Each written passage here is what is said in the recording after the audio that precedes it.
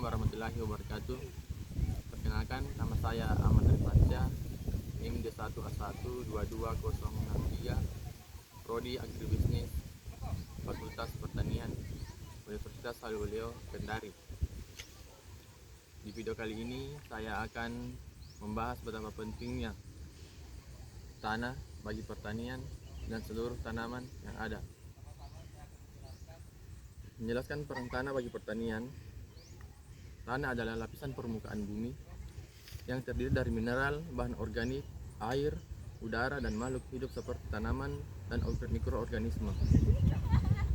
Dan tanaman ini merupakan peran penting dalam kehidupan di planet ini karena merupakan tempat tumbuhnya tanaman yang memberikan makanan bagi manusia dan hewan.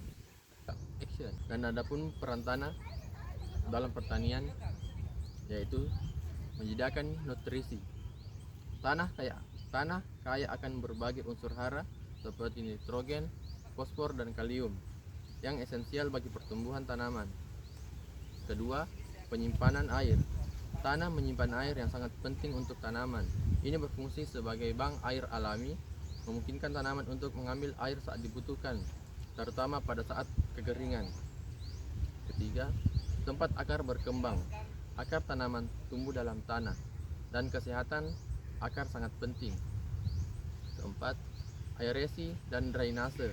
Tanah yang baik memiliki struktur yang memungkinkan udara masuk ke dalam tanah dan menghindari genangan air. Yang kelima, perlindungan lingkungan. Tanah juga memiliki peran dalam menjaga kualitas dari lingkungan, dan tanah berfungsi sebagai penyaring alami, membantu menghilangkan polutan sebelum mencapai sumber air bawah tanah atau permukaan. Yang keenam, habitat organisme tanah. Tanah adalah rumah bagi banyaknya organisme yang ada seperti cacing tanah, bakteri, mikroba. Organisme ini berperan dalam mengurai sisa-sisa organik dan membantu meningkatkan kualitas tanah. Yang ketujuh, konservasi karbon. Tanaman dan tanah menyimpan karbon, membantu mengurangi konsentrasi karbon dioksida di atmosfer. Ini adalah kontribusi terpenting mitigasi perubahan iklim. Yang kedelapan, keberlanjutan pertanian. Kesehatan tanah adalah kunci keberlanjutan pertanian dengan jangka panjang. Dengan merawat tanah dengan baik, pertanian dapat berlangsung dalam jangka panjang tanpa merusak atau menguras sumber daya alam. Selanjutnya, di sini kita akan membahas tentang ciri-ciri tanah yang baik buat pertanian atau bagi pertanian supaya dapat berlangsung dengan jangka panjang. Yang pertama itu kesuburan tanah.